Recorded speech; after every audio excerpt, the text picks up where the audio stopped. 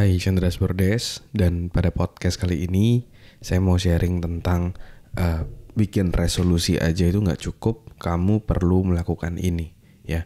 Ini adalah kelanjutan dari seri bikin resolusi 2024. Mungkin di beberapa episode sebelum ini kamu bisa mendengarkan juga, saya udah bikin beberapa episode kayak cara merefleksikan tahun 2023 itu seperti apa, terus 3 alasan kenapa kamu harus punya resolusi, dan juga yang paling terakhir sebelum ini saya share tentang panduan bikin resolusi 2024. Nah, kamu bisa juga mendengarkan 3 episode itu dulu sebelum mendengarkan episode ini, dan kamu bisa mendapatkan free workbooknya ya, Dream Plan Achieve Workbook namanya.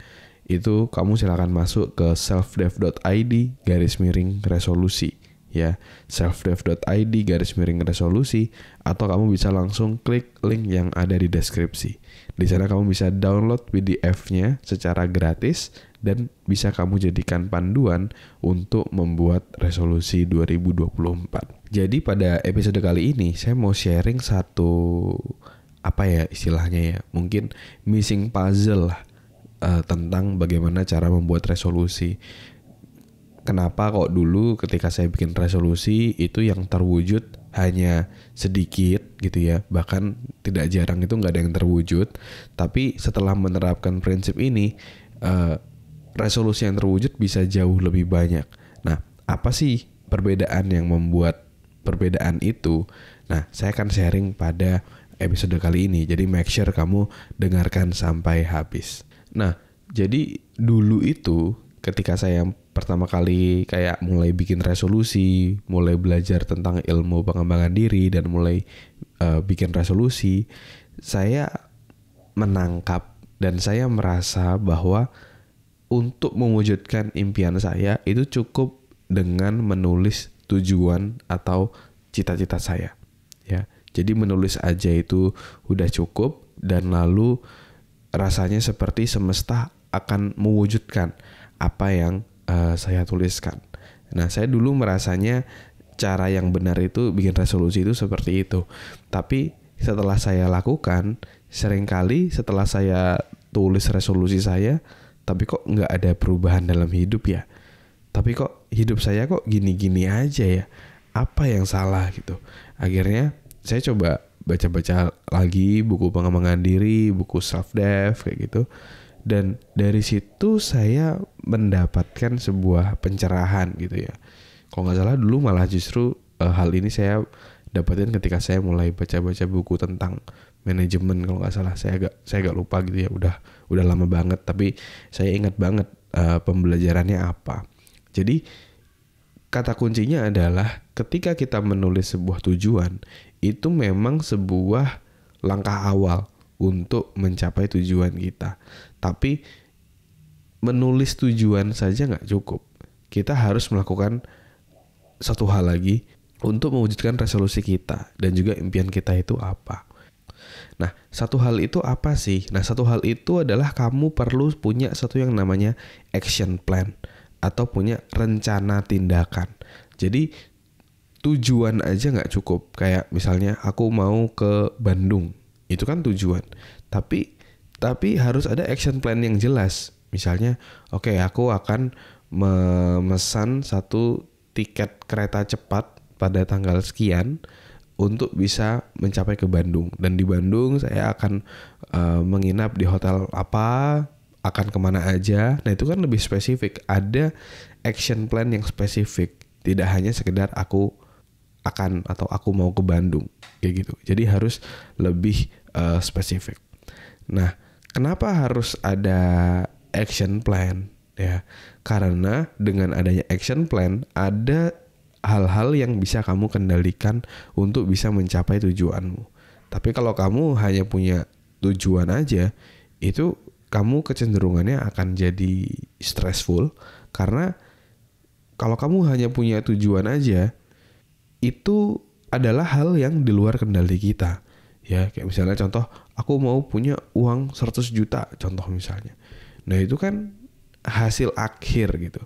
Tapi kalau kamu punya action plan yang jelas, kayak misalnya, oh aku harus cari kerjaan baru, aku harus buka bisnis apa, terus aku harus ngapain gitu kan, untuk bisa mendapatkan uang tersebut.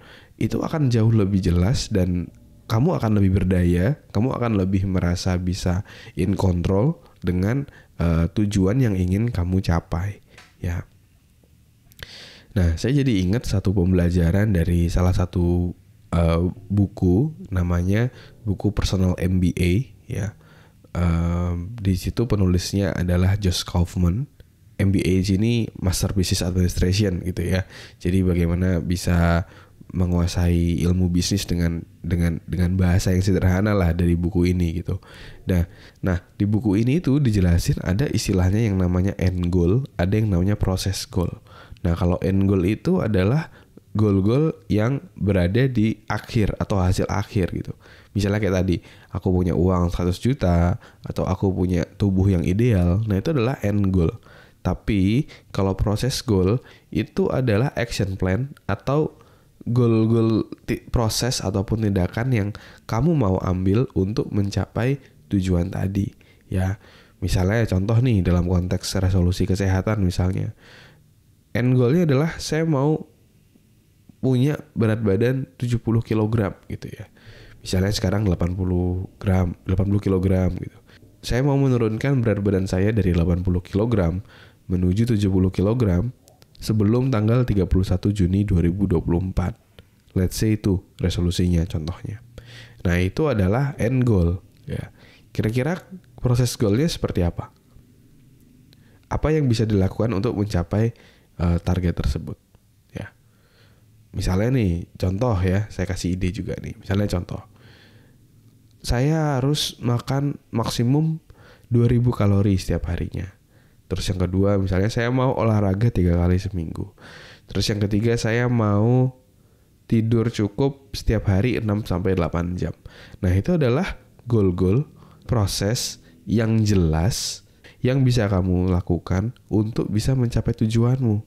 Jadi end goal aja nggak cukup, tapi proses ataupun action plan yang mau kamu ambil itu juga harus jelas.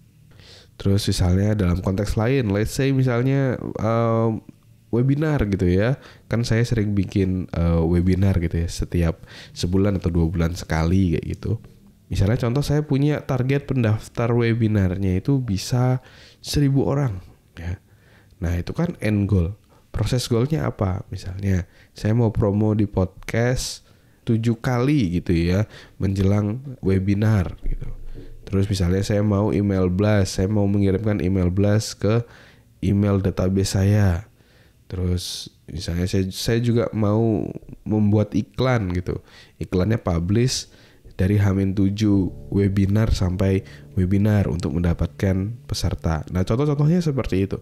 Itu adalah action plan sehingga apa yang ingin kita capai akan lebih mudah terwujud karena kita punya action plan yang jelas. Jadi buat kamu yang misalnya udah bikin resolusi, coba kamu lihat lagi apakah sudah ada proses goalnya atau hanya baru end goal saja. Terus selanjutnya kalau kamu misalnya belum punya resolusi, pastikan kaidah-kaidah ini atau tips-tips ini kamu bisa lakukan juga. Jadi setelah kamu buat tujuanmu, kamu breakdown apa action plan yang mau kamu capai. Dan jangan lupa kamu juga bisa download PDF-nya ya, panduan bikin resolusi 2024. Kamu bisa langsung download di selfdev.id/resolusi. selfdev.id/resolusi. Nanti kamu bisa download dan juga menggunakan panduan tersebut untuk membuat resolusimu. Silakan masuk ke selfdev.id/resolusi atau kamu bisa langsung klik link yang ada di deskripsi. Oke, mungkin itu dulu sharing pada hari ini. Semoga bisa bermanfaat ya dan menginspirasi dalam prosesmu dalam membuat resolusi. Dan juga dalam episode-episode ke depan, saya akan sharing tentang, saya akan menjawab mungkin lebih tepatnya ya. Saya akan menjawab pertanyaan-pertanyaan ataupun hambatan-hambatan kamu dalam membuat resolusi. Udah ada beberapa yang masuk di reply episode podcast pengembangan diri ini di beberapa episode belakang. Dan juga kalau kamu mau memberikan pertanyaan, kamu bisa juga langsung reply di episode ini. Apa hal yang menghambat kamu untuk mewujudkan atau mencapai resolusimu? Silakan kamu bisa ketik di reply di episode ini. Oke? Mungkin itu dulu sharing kali ini. Semoga bermanfaat. Never stop learning because life never stop teaching.